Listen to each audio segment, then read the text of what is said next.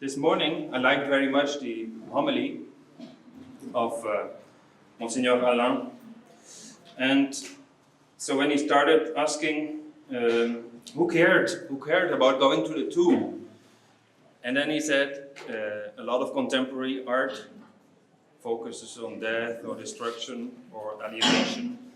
Who cares about going to the tomb? Mary Magdalene, who is the Mary Magdalene now to go to the tomb of a lot of contemporary art, to see if there is novelty, if there is risen life, if the Lord is there to be found. When we look at a lot of contemporary art, here are a lot of contemporary churches, it can be disorienting. So many forms, so many shapes. And I would like to speak only about three things, to propose things for today.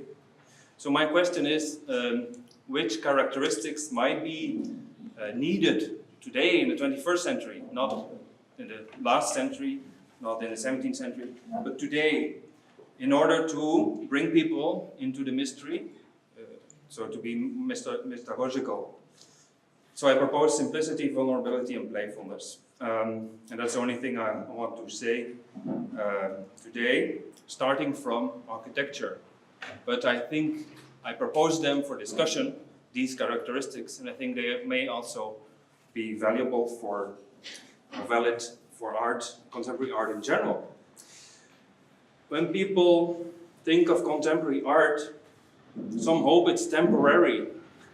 And something is funny on the booklet as well. You can read it in two ways, contemporary art or temporary art. We are looking in contemporary art for art that is lasting, that brings us to the lasting mystery of Christ. One way to look at these churches that are built here in the last 20 years in our world, I always propose, it's from a dialogue that Paul Valéry wrote about an imaginary architect who was walking in Rome, antique Rome, and as a Platonic dialogue, and he invites his interlocutor to listen to buildings, to listen to church, not just to look at them at a distance, but to listen if they are mute, not saying anything, if they're speaking, they're telling something, or really the rare ones that are singing. And are they singing about our faith? Are they singing about Christ? So the question is not, does a new building have to look like a church, but rather, how is it introducing us into the mystery? Already in the 60s, Peter Hammond is an Anglican theologian who wrote about this. And he said the task of the modern architect is not to design a building that looks like a church, it is to create a building that works as a place for liturgy. The basic need is to recover its symbolic function. Symbolic, sacramental, as Professor Vergouwen said this morning. So how do these spaces introduce us into the mystery? And in the first place, the mystery is still ineffable and anonymous, the transcendent in general. And it's very easy to do. But for Christians, it's not enough. How do we give this mystery a name and a face? How does contemporary art bring us more into that mystery? And finally, it speaks about the mystery that we are. And Karel Rahner spoke about the mystery, what people really are in the sight of God. Can contemporary art and architecture also say something about that mystery that we are in our relationship to God? So here is the quotation from Rahner. And he is speaking about a Rembrandt painting or Bruckner symphony.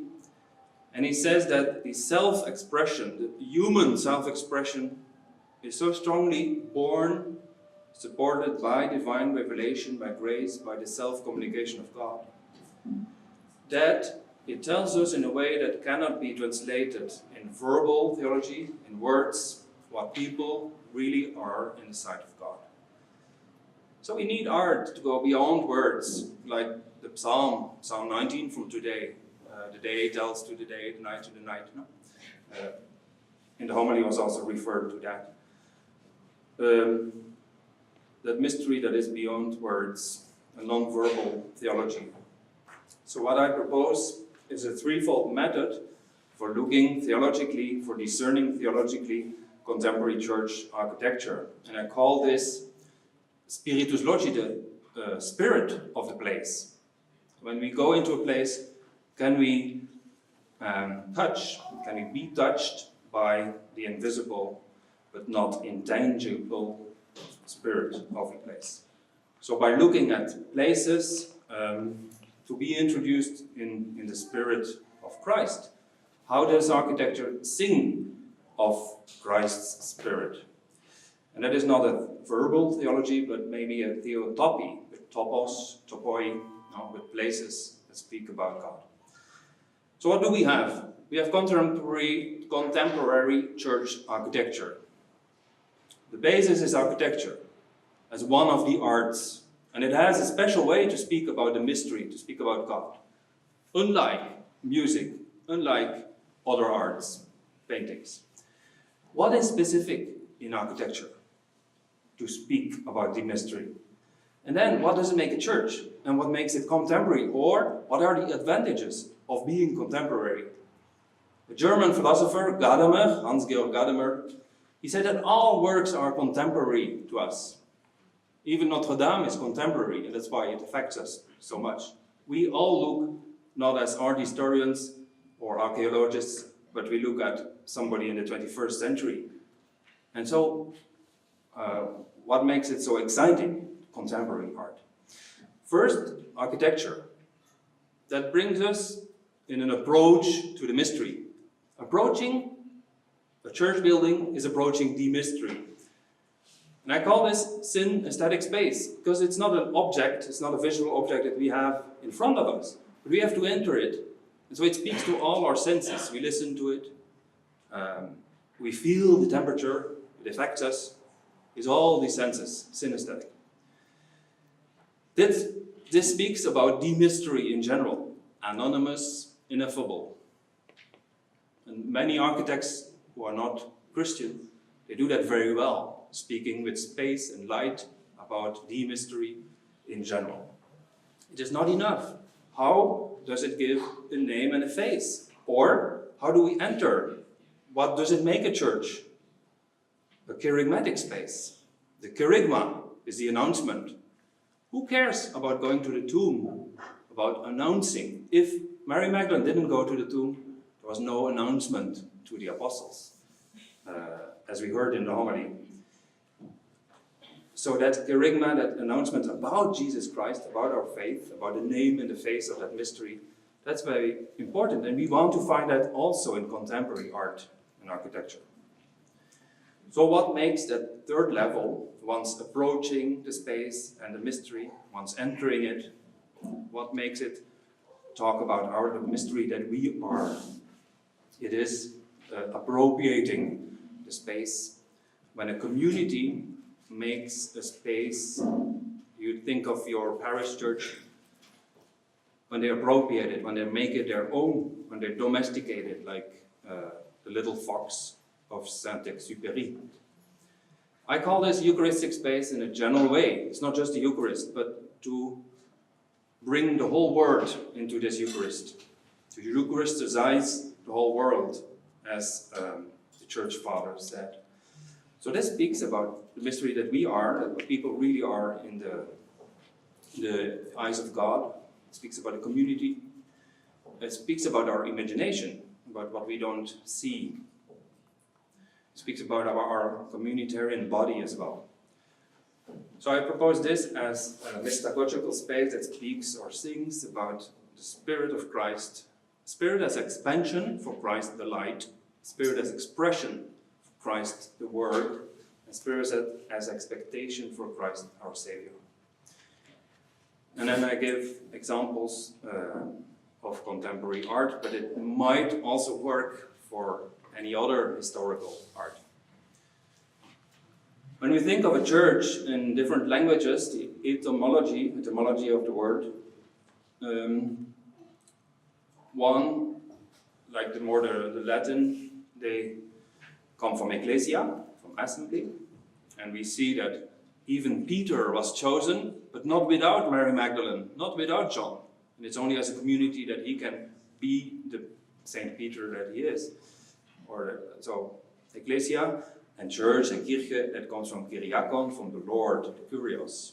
So, any church building should be a domus Dei, a house of God, accentuating the transcendence of God, God beyond us, the mystery of God, but also, and then the Holy Spirit, we have the dove there, in the church, in the community, the God of immanence, the domus ecclesiae, the house of the gathering of the community, God in us. Any church should bring together both dimensions in balance, and these balances can be very different. Like private chapels on the top, they would accentuate more that mystery without a name. But maybe a monastic church, it accentuates a lot as well the community. A way of looking at contemporary churches.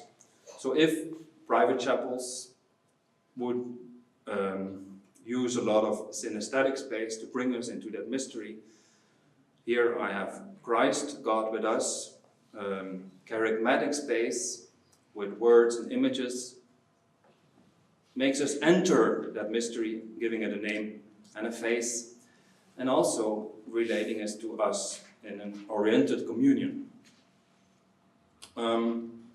All this might not be clear, but I hope it will, and now I will just focus on these three dimensions, relating them to these characteristics that I want to talk about.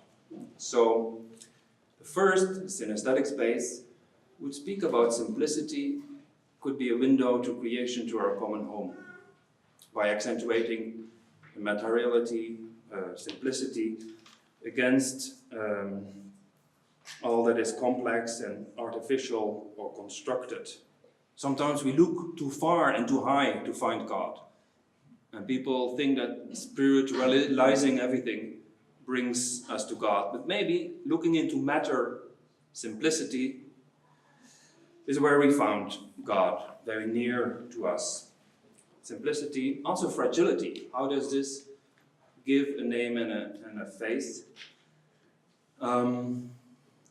All relating to that vulnerability of Christ, that specific kind of beauty that we also heard in the homily today, that is not perfection, that is not superficiality, but can be, it's the crucified glory of the crucified, of the wounds, of that fragility, that vulnerability, that horizon, that are also our limits.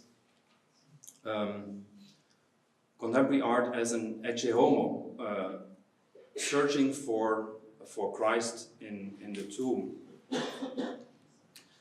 And then third, I propose playfulness, because that's more about the imagination. How can we as a community be a symbol of the mystery of God relating to the church? Playfulness also because that goes beyond reason. And the two things that the bishop said in the homily this morning are like irrational decisions of Christ to choose Peter and not Mary Magdalene or John. And also when he said, "You will do greater things." I think that is also something in community that we can see. And a church is for that. Playfulness because it's Jesus' humor to go beyond what we usually think. There's a lot of playfulness in contemporary art and humor. It speaks about imagination, about hope, about eschatology, about the kingdom. That might not be visible to our corporal eyes, bodily eyes, but to our spiritual eyes. So there I say eschatological heterotopia. Heterotopia is a word from French philosopher Michel Foucault. It's not a utopia, It's not a topos, like a common place, but it is a place that brings about another place. And here we are speaking about the heavenly Jerusalem, about the kingdom. How does the kingdom come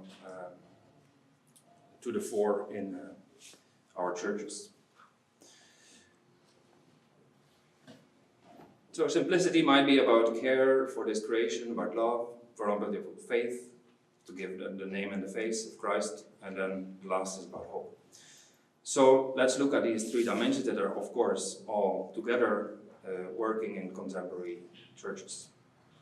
The first, synaesthetic space, speaks with space and light, charismatic, with words and images, and Eucharistic place more with all around the altar. And how do we orientate? Are we oriented to the east, to the liturgical east, to that kingdom?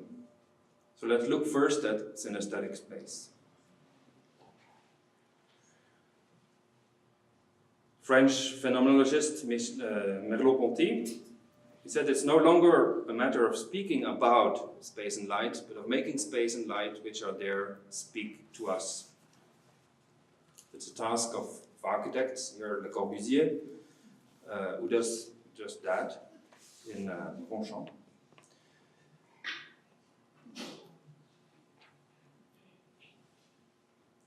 So again, it's not looking at an object, a visual object that we have in front of us, but it's more like an event. Architecture is an event, an atmosphere, space. It speaks with texture, with humidity, temperature, about a mystery, a transcendent mystery. In the first place, a mystery without a name and a face. Emptiness, the void, but how does it become inhabited? Emptiness. How does that emptiness become a symbol also about God? Very nice book to read in this sense is from Finnish architect Palasma, The Eyes of the Skin, who speaks about that. No, it's not about vision, but about our skin, the eyes of our skin. And when churches do that, then they bring us back to the world and to ourself and our being.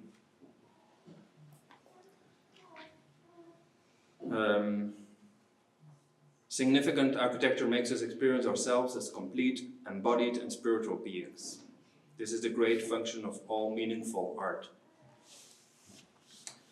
So this is the first theological dimension of architecture, because it already speaks about the mystery that God is. And we know that when we look at historical buildings like the Abbey of Le Toronnet, that Cistercian architecture that really also attracts people today because of speaking about that mystery. In the general instruction of the Roman Mass, there are some principles for church architecture, and we can read that for architecture and art, they ask more noble simplicity rather than ostentation in order to be mystagogical. The genuineness of materials, the dignity of the place. Rather than say a lot with very simple things, say just the right thing. But many of our environment today makes us feel rootless, displaced, a loss of place. Also these walls that reflect just us, they are not transparent, but they're falsely transparent, and just they're like walls. Buildings without a connection to site, to place, without a connection to creation, to our world. So how does architecture makes us feel, again, placed by God in our common home?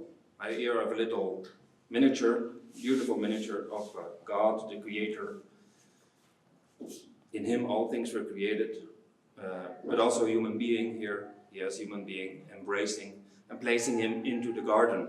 Something of that also we want in our churches. Some do. Peter Zumthor, the Swiss architect, does so in his buildings. Here, it's not a church, but he speaks with materials, with texture, about our being embodied. And the skin of the building has something to say to our own feeling embodied, to our incarnation.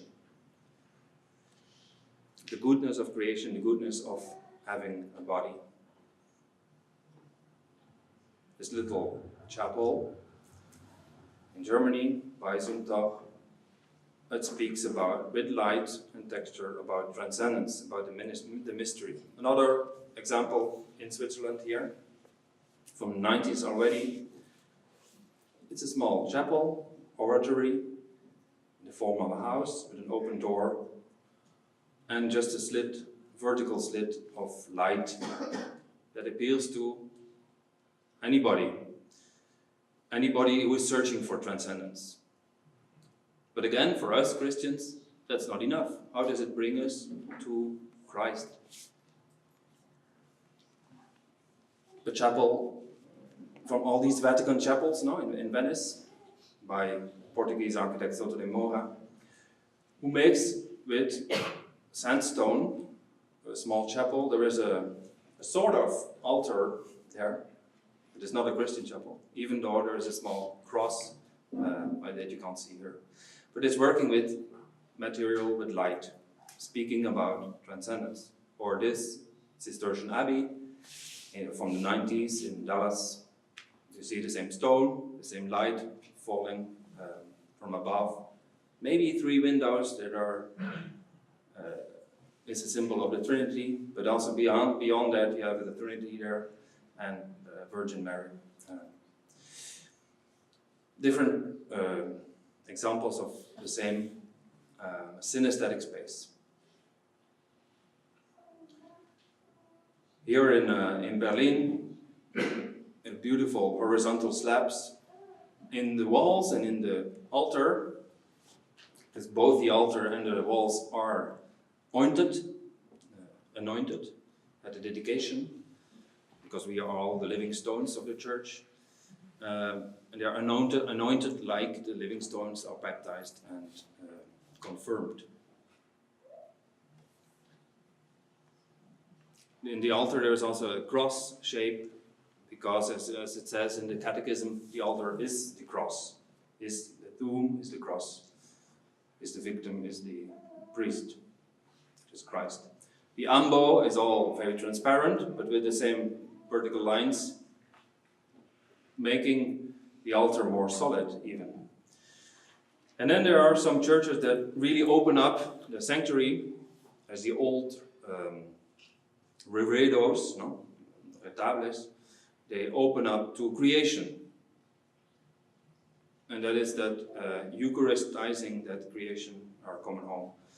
A monastery in Norway or in Quebec. And you see that the cross and the altar function like the iconostasis, or like some glasses that an interpretation of the world, the goodness of creation, but through the lens of Christ. With these redwoods behind in this abbey. Or also here in Portugal, Porto Alegre, the creation is coming from the left, going through, going out, or coming in. The liturgical space is not limited to the place, but is really going out into the world.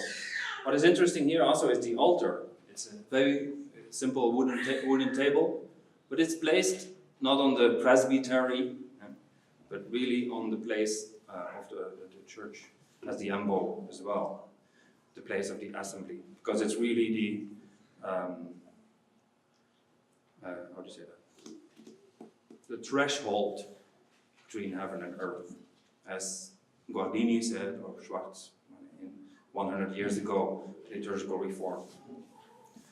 An example of such churches in Peru, very simple, the church of the 70s, that is opening up also to the Amazonia behind. But all the activities that take place on the altar, they give a new look at creation, a new interpretation. I have here a quotation of Anglican architect Edvard Zövik. He asked himself whether there is a better symbol of incarnation and redemption than this, that when one cherishes the earthly and natural things enough to invest to the limit in them, and thus to transform them into something superlative without ever changing them into something synthetic or exotic. Investing in the materiality of matter to find God in all things, to find the mystery. Not going and to look in something artificial, synthetic, exotic to find God.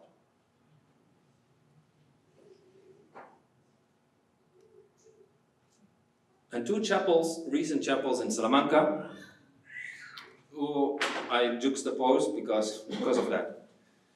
The first one in the Jesuit house is, well, I don't know, but it doesn't look for natural materials. The second one in the Pontificia, they work with, well, you don't see anything there.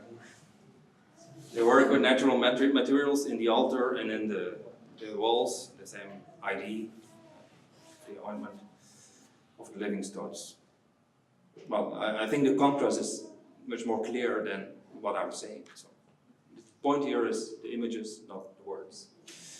A recent church in Argentina, Playfulness, you see that shape, but inside they wanted to emphasize the nearness, the simplicity of El Cura Borchero. It's made for this saint, and so with stone, with wood, natural, organic materials that are not decorated, but they are beautiful in themselves. It speaks about the simplicity of sainthood. But so many examples that do the same thing, no? Emphasizing light, texture of the walls, color. Even Protestant churches look to speak about some mystery, no? Some transcendence. Here's a small Autobahnkirche, very playful in its exterior shape, but inside with the wood and light, it is a synaesthetic space. This one, St. Peter in Wenzenbach, is also St. Peter, so the boat, the Ark of St. Peter.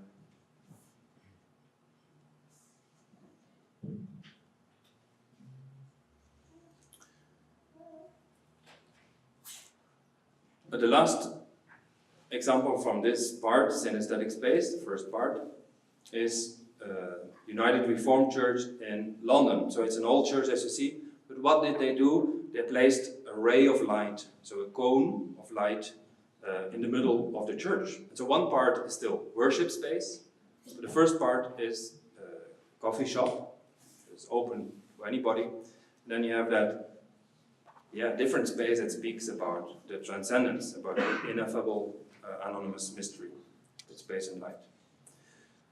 That is the basis to look at the second charismatic space. How does contemporary architecture speak about the mystery with a name and a face, about Christ,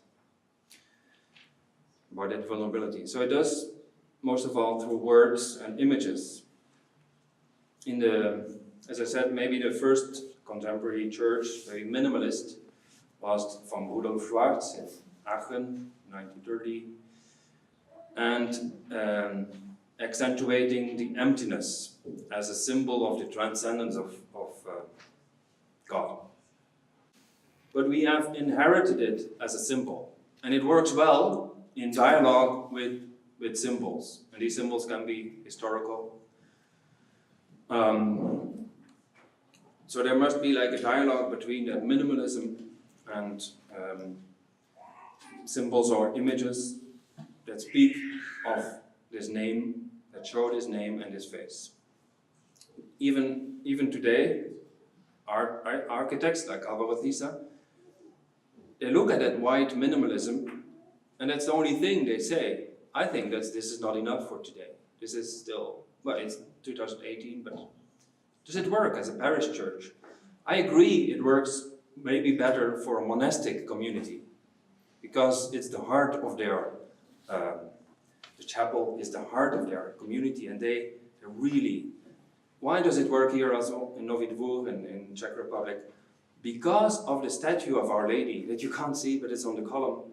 And it's wonderful. In Vespers, that's the only thing that is illuminated. And the whole space is breathing space for that only symbol. The symbol is not contemporary, but it becomes contemporary because the staging is contemporary. I agree that contemporary art might be, contemporary religious art might be in crisis, but not architecture. But many times, John Pawson, they are looking for artworks that are historical, Baroque artwork that work well in a contemporary space. Here you can see, maybe you don't see, but on the ceiling you can see the water destroying already, so it's temporary art as well. Or in Augsburg, not the same, but then with the statue of our Savior. He does also, John Pawson, the same man, he works with wood, this is more synaesthetic, and a little cross just to give a sense of Christianity. But no name, no face. Here, I would like to speak with von Balthasar. The beauty that we are speaking about is a form, Gestalt. And this form, this beauty is supreme beauty, crowned with thorns and crucified. It's not a beauty of perfection. It's a beauty of fragility and vulnerability, paradoxically. That is Christ's beauty that can be found in that tomb.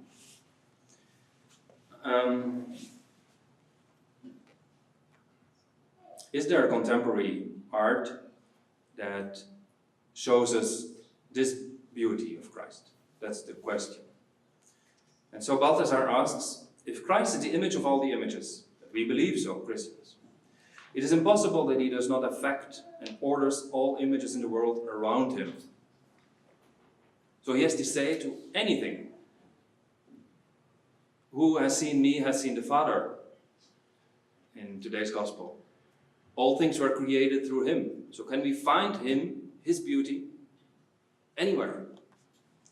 Who is that Mary Magdalene that goes and looks for him in contemporary art that is apparently not speaking about that mystery?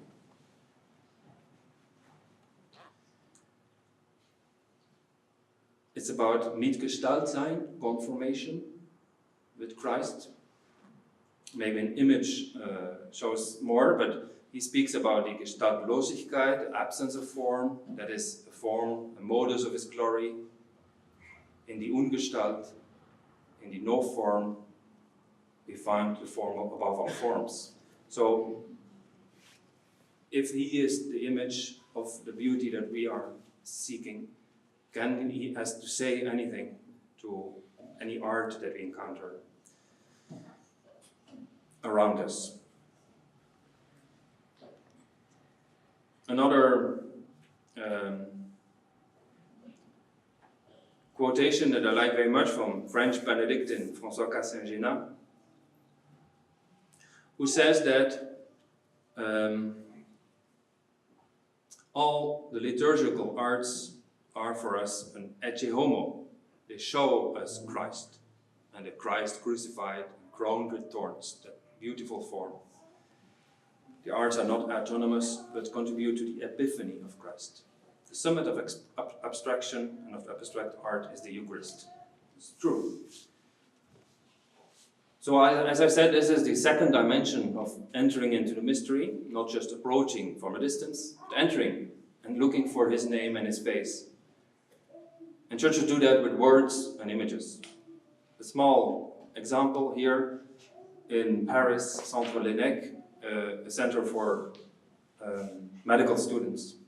And so with the words that we can read, is entering into that mystery, giving it a name and a face. And here, a quotation of Jesus the doctor, no? Curing. When we go inside, there are two columns. One column unfolds as the altar, and the other as the ambo. And then there was also that contemporary artworks, the crucifix attributed to César, and then from a Jesuit. So words and images to give this mystery a name and a face. Another example, the cathedral in Oakland, 2008. It's very small in all these buildings. With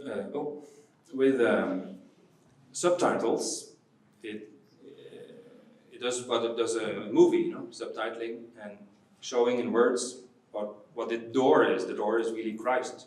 We enter not just a space, we enter the mystery of Christ. We enter through baptism. There's a lot to say about that. And you could take a lot of words from the Bible to say about baptism. But what is chosen here? Genesis, the creation. It's a new creation. The cathedral is called Christ the Light. And you can see the feet of Christ there. This image is actually light. It's perforations, pixels. And you can only see the perforations in the metal of the image of a relief from Chartres Cathedral. Again, contemporary artwork, but looking at historical European monument, to be a contemporary American cathedral. Other words and other images. So you have the ambo at the cross, the foot of the cross. And at the foot of the ambo, we read, the Word became flesh, and dwelt among us, we saw its glory. The altar on a few steps. And around the steps, again, you can have a lot of Eucharistic theology. But what is chosen here? Romans 12. Brothers and sisters, I appeal to you, present your bodies as a living sacrifice, holy and acceptable to God. So what is this? It's the Eucharist, but it's inviting at every baptized to recognize his and her priesthood, the baptismal, common priesthood. And that is really what it's about. The center, the heart, is the altar. We are all presenting our bodies to do greater things, as was Jesus' promise. Behind the altar, under the altar, there is the crypt, the church, the cathedral of the dead, you can say. And there is placed the former altar of the former cathedral, with another phrase from the Bible, another subtitle. And under the baptism, you have with water. So we started with Genesis, we end with the book of Revelation. To the thirsty I will give water. And the water from the baptism flows over the walls. So you go in through the Red Sea. All that image. You can see here it's also a synaesthetic space. It's working with space and light and wood in order to do so. Synaesthetic, charismatic.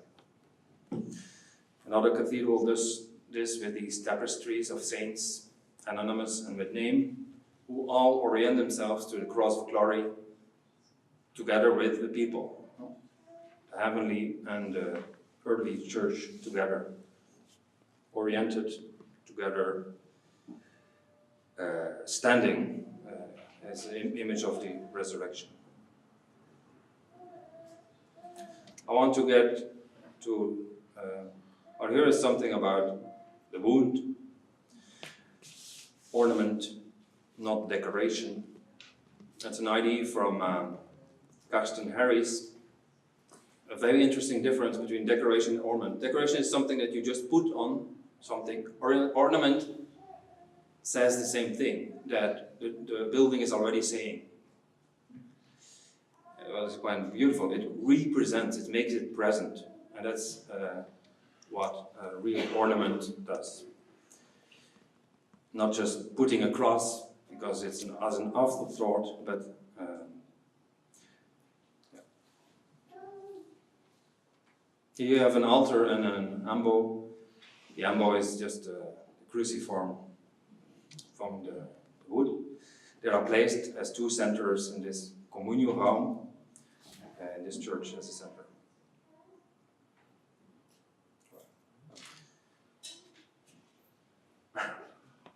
You can see these churches from Bert Daelemans, the Slovenian architect who is here and who's giving also a workshop. Simplicity, fragility, playfulness, it's all there. And I think also these images don't need much explanation. So you go through a small corridor, maybe synaesthetic, emphasizing as if you walk through the woods. All the doors are carved, and in the altar is also a piece of rock and the ambo cruciform. You have a small wound in the tabernacle, at the place of the heart, if you see that cross.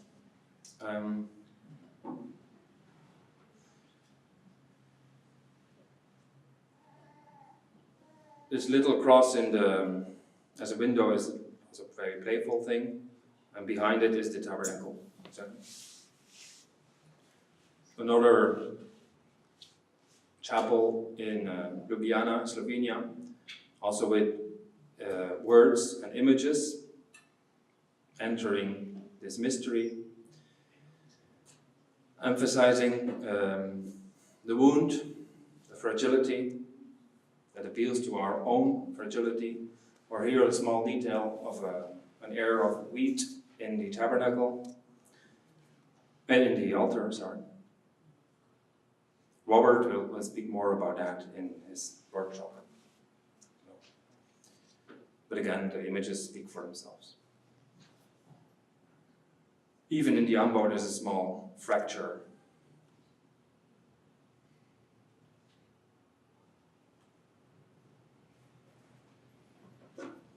Even the tabernacle has it's a little bit broken. Like Christ is broken. It's that broken beauty. Robert told me he found this crucifix, and like the Japanese art of kintsugi, he just painted the brokenness, because it was a broken crucifix. Brokenness in gold. It's that fragility, those limits that we are talking about. That kind of beauty that we're looking for. Crucified beauty. So contemporary art does that. And the last part is, of that mystery, what people really are in the sight of God. And it does so by orientating us. I'm concluding, but I want to read one marvelous phrase from Church Father Maximus, the Confessor. He wrote a book on what is called the Mystagogy, as introducing the mystery, but reading the Eucharist of his time, Ecce. But not just the Eucharist, but speaking also about church architecture. And he says, like in Christ, you have one person in two natures. So also in a church building, you have a sanctuary with the altar and a nave. And he says the nave is the sanctuary in potency by being consecrated by the relationship to the end of the mystagogy. And in turn, sanctuary is the nave in act by possessing the principle of the mystagogy, which remains one and the same in the two parts. What does that mean? That what is happening there on the presbytery affects us, and it should not be separated. It should be distinct, but in unity. The nave should become a sanctuary, and the sanctuary should become the nave.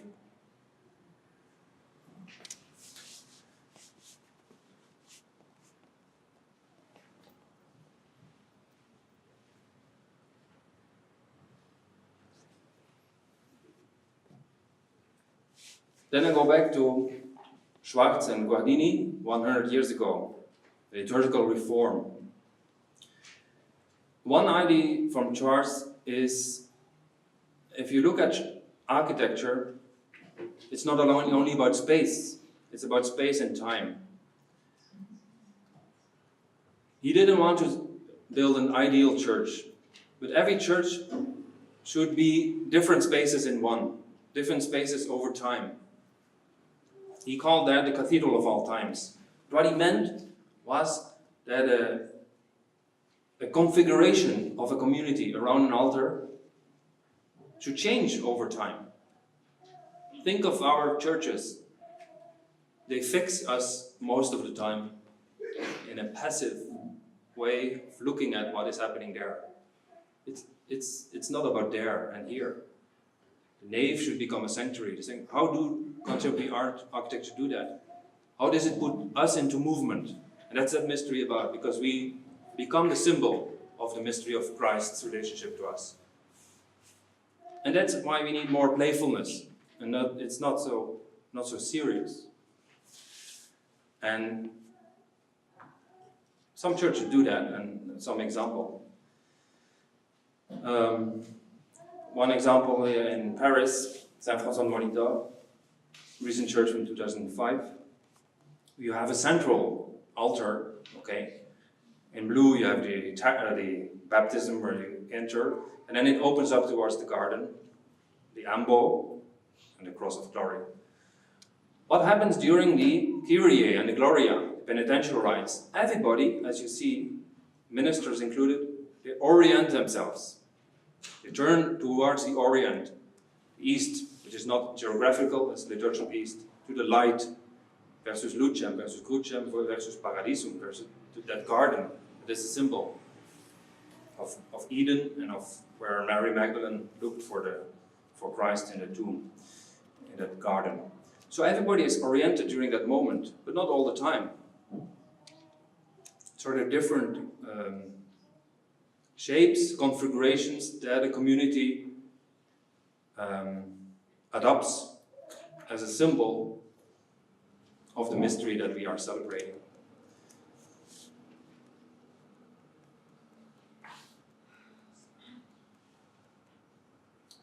In another place, I don't have a picture of the community here, but this is an old church from Le Corbusier, 1960. It's a minimalist. But I show it because of the new way that they are using it today. It's a community from 200 faithful. They sit in the choir stalls of the Dominicans during the liturgy of the Word. And then they move all around the altar, standing around the altar in a round form, a ring form, as Schwartz had said.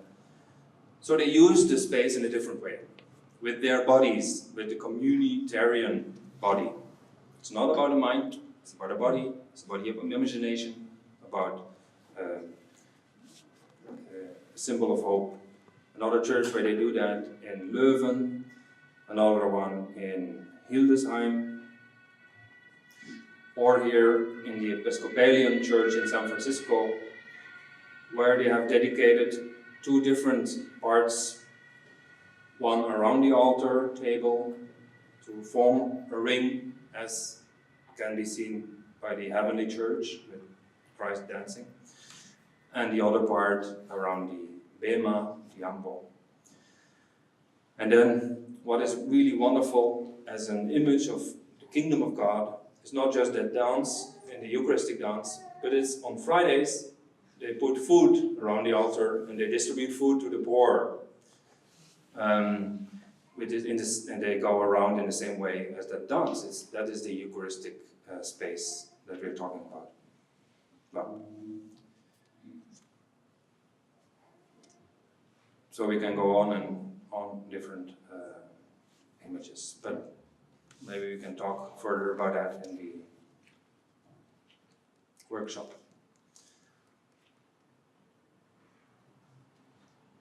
Yeah.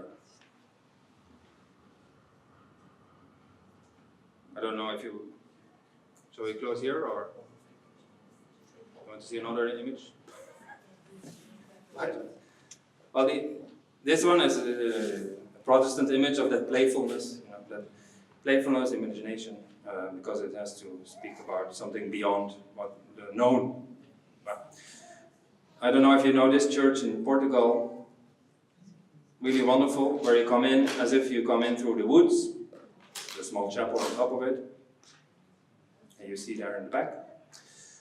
All the space is very different. Here you see the altar, of course, but the ambo is here in front. That person sitting there is the Virgin Mary. It's the statue of Mary who is among us. This was the church before that. You see the change. So, a normal church, as we know, a lot of. Yeah. So what changed? A lot of change. Look for the 7 differences as well. So there's new art in there to give it a name and a face. It's kind of beautiful, beautiful art. And also at the end, you have like a slit, a vertical slit with marble that is quite new behind the altar. You have the altar that is on top of the water, baptism, Eucharist. I'd say a lot about that. There is Our Lady with the crown that she received at the dedication. And people love it, as they tell me, to sit there, to have a selfie with her. The Virgin Mary is really among us.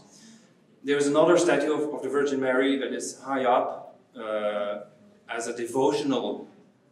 You can pray to her. Here you pray with her. You know? It's kind of different way of dealing with it. And then about a marble slab that is quite fascinating when you go in there, because where is the light coming from? Another quotation from François Cassin-Genin: God is not the only one who through prayer infiltrates in us. Things also enter us this way. Those things do not distract us from God. On the contrary, they bring him along. God enters in us on tiptoe, following very simple, authentic things.